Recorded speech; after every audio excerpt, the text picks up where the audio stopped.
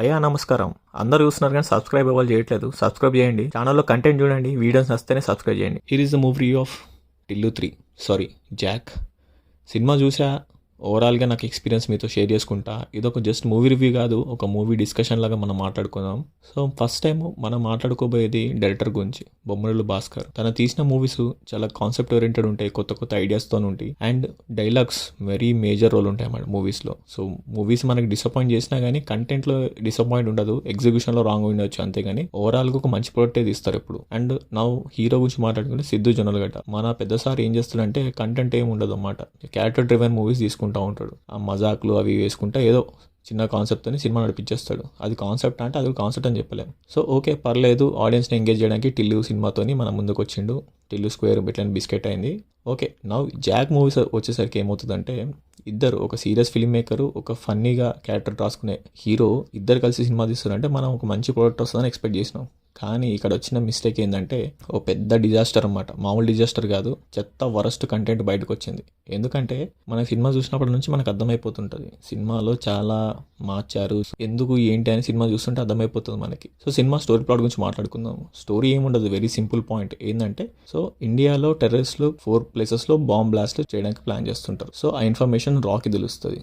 So రా అని దాన్ని ఆపరేషన్ ఎలా చేశారు, వాళ్ళని ఎలా టెర్రరిస్ట్ని ఎలా పట్టుకున్నారో ప్రాసెస్లో ఉండగా హీరో మధ్యలో పోయి ఆ ఆపరేషన్ డిస్టర్బ్ అయిపోతుంది హీరో వల్ల. సో ఇంతకు హీరో రాకి సంబంధం ఏంటి, అసలు ఇంతకీ టెర్రరిస్ట్లను ఆపారా లేదా అనే చిన్న పాయింట్, చాలా నీట్ పాయింట్. దీన్ని ఒక సీరియస్ సబ్జెక్ట్గా ఎగ్జిక్యూట్ చేస్తే సింపుల్గా బాగుంటుంది. జస్ట్ లైక్ గూఢచారి, విశేష మూవీస్ ఉంటాయి కదా, ఎంత సీరియస్ ఫిల్మ్ మేకింగ్ ఇట్లాంటి రా ఉన్నప్పుడు టెర్రరిస్ట్లు ఇలాంటి మల్టిపుల్ కాన్సెప్ట్స్ సీరియస్ ఫిల్మ్ మేకింగే చేయాలి. మధ్యలో ఒక ఫన్నీ క్యారెక్టర్ తీసుకొచ్చి వాడు ఏదో పెంట చేస్తే సినిమా అంతా ఇట్లనే జాక్ మూవీలా తయారవుతుంది. సో సినిమాలో ఫస్ట్ హాఫే ఘోరంగా ఉందిరా బాబు అనుకుంటే సెకండ్ హాఫ్ ఇంకా దరిద్రంగా ఉంటుంది. అంత వరస్ట్ ఫిల్మ్ మేకింగ్ ఇదైతే. మెయిన్ కల్ప్రిట్ ఎవరైందంటే స్టోరీ, కంటెంట్, క్యారెక్టరేషన్. సో ఇది బొమ్మరిల్లు భాస్కర్ సినిమా అని మనం చెప్పలేము. ఈ total credit goes to Siddhu Jonnalagadda. So నేను మొత్తం వీడియోస్ అన్ని చూశాను, ఇంటర్వ్యూ వీడియోస్ కానీ మూవీ ప్రమోషన్ వీడియోస్ అన్నిట్లో చూస్తే సిద్ధు జొన్నలగడ్డ స్టేట్మెంట్ ఇచ్చేసిండు, నేను ఇన్వాల్వ్ అయిన సినిమాలో అని. సో మీరు ఇన్వాల్వ్ అయిన సినిమాలో కరెక్టే, మీ క్రియేటివ్ డిఫరెన్సెస్, మీరు హీరో కమ్ డైరెక్టరు రైటరు, మన ఇన్పుట్స్ ఇవ్వచ్చు, కానీ ఎంతవరకు ఇవ్వచ్చు అనేది కూడా మనం ఆలోచించుకోవాలి ఒకసారి. వన్ మోర్ థింగ్ ఏంటంటే, మూవీ మేకర్స్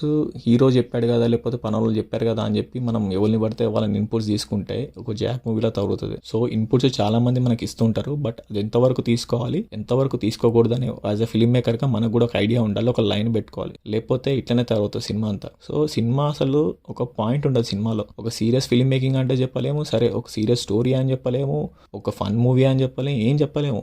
అసలు ఏముండదు, స్టార్టింగ్ ఉండదు, ఎండింగ్ ఉండదు, ఏదో నడుస్తుంది కదా అంటారు. అసలు రా ఏజెంట్ అంటే ఎలా ఉంటాడంటే వాడు ఫుల్లీ ప్రిపేర్డ్గా ఉంటారు, వాడి ఇంటెలిజెన్స్ కూడా వెరీ ఫాస్ట్ ఉంటుంది, ఐక్యూ లెవెల్స్ ఇవన్నీ. సో ఈ సినిమాలో హీరో అని తప్ప ఎవరికి బ్రెయిన్ ఉండదు, అందరు ఫ్రిడ్జ్లో పెట్టొస్తారు బ్రెయిన్స్ అన్ని. సో హీరో కుక్కనికి క్లూస్ దొరుకుతాయి, హీరో ఒక్కడే చేసుకుంటూ వెళ్ళిపోతా ఉంటాడు, మిగతా అందరూ అట్లా చూస్తూ ఉండిపోతారు అన్నమాట. ఇంకా హీరోయిన్ ట్రాక్ అయితే అవసరం లేదు, హీరోయిన్ ఉన్నా ఒకటే లేకపోయినా ఒకటే. హీరోయిన్ సీన్స్ అని తీసేసి మన సినిమా చూసినా మనకు డిఫరెన్స్ తెలియదు, ఏం అర్థం కాదు. సో అంత చెత్త ట్రాక్ ఉందన్నమాట. హీరోయిన్ కూడా ఆమె తెలంగాణ భాష మాట్లాడుతుంటుంది, మళ్ళీ ముస్లిం అంటది, ఆమెతో లవ్ సీన్స్ ఉంటాయి. ఎందుకు అవసరం ఏముంది, ఏదో హీరో ఉండాలి, హీరో పక్కన హీరోయిన్ కోసమే రాసినట్టుంది స్క్రిప్ట్, కానీ స్టోరీలో తన పార్ట్ కాదు. అండ్ ఆల్సో టెర్రరిస్ట్లు ఉంటారు సినిమాలో, అసలు వాళ్ళు ఇంకా బ్రెయిన్లెస్ ఫెలోస్. రాయే బ్రెయిన్లెస్ ఫెలోస్ ఉన్నారంటే వీళ్ళు ఇంకా బ్రెయిన్లెస్ ఫెలోస్ అనమాట. టెర్రరిస్ట్ అనేవాడు చంపడానికైనా చావడానికైనా సిద్ధంగా ఉంటాడు, కాన్సెప్ట్ అది. వాడు పోలీసులను చూసి ఉరుకుతా ఉంటాడు, ఏందో అర్థం కాదు. ఇదొక చిన్న దొంగ పోలీస్ అని చెప్పి సినిమా తీసుంటే బాగుండేది, అందరు బిలీవ్ చేస్తారు. ఒక రా అనేది ఇండియన్ ప్రైడ్. సో వాళ్ళని తీసుకొచ్చి బ్రెయిన్లెస్ ఫెలోస్ లాగా చూపిస్తే బయట ఇంకెవరైనా ఇట్లాంటి మూవీస్ చూస్తే నవ్వుతారు, ఇట్లున్నారేంట్రా బాబు మీ రా ఏజెంట్. మేబీ మన మూవీ కదా, ఇది కొంచెం ఫిక్షనల్ ఉంటుందా అనుకోవచ్చు, కానీ మరింత బ్రెయిన్లెస్ ఫెలోస్గా ఎవడు ఉన్నాడు కదా. ఆ ప్రకాష్ రాజ్ క్యారెక్టర్ అసలు అర్థమే కాదు, అన్ని హీరో చేస్తూ ఉంటాడు, మనోడు చూస్తూ ఉంటాడు అన్నమాట. సో హీరో కంటే ఒక ప్రాపర్ ఎమోషన్ ఎగ్జిక్యూట్ కావాలి. సో హీరోకి ఒక బ్యాక్ స్టోరీ ఉంటుంది,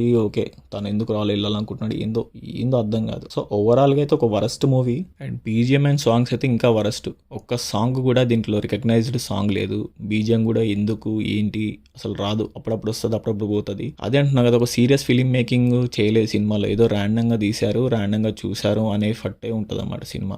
మనకి నెట్ఫ్లిక్స్లో కానీ అదర్ ఓటీటీ ప్లాట్ఫామ్స్లో టెర్రరిస్ట్ల మీద, రా ఏజెంట్స్ మీద చాలా నీట్గా ఉంటాయి, వెరీ థ్రిల్ ఎలిమెంట్స్ చాలా ఉంటాయి. ఈ సినిమాలో అవి ఏమి ఉండవు, ఎందుకంటే సిద్ధు హ్యాండ్ చాలా ఉందన్నమాట సినిమాలో. సో అది స్టోరీని చాలా పిల్యూట్ చేసేసింది అనమాట. సో టిల్లుగాడే ఎంతసేపు మనకు కనిపించాలి స్క్రీన్ పైన అంటే అది అవ్వదు కదా. టిల్లుగాని కోసం టిల్లు సినిమా ఉంది, అదే టిల్లుగాడు రా ఏజెంట్ అవుతే ఏమవుతుంది అనే పాయింట్ తీసుకొచ్చి మళ్ళీ జనాలపైన అదే రుద్ది, సో అది యాక్సెప్ట్ చేయలేకపోయారు ఈ మూవీలో. మొన్నటి వచ్చేస్తుంది, ఒక లిమిట్ వరకు చూస్తారు టిల్లుగాని. ఊకే ప్రతి మూవీలో టిల్లుగాని చూడాలంటే ఆడియన్స్ కూడా విరక్తి పుడుతుంది కదా. సో అట్లాంటి విరక్తి పుట్టింది నాకు కూడా.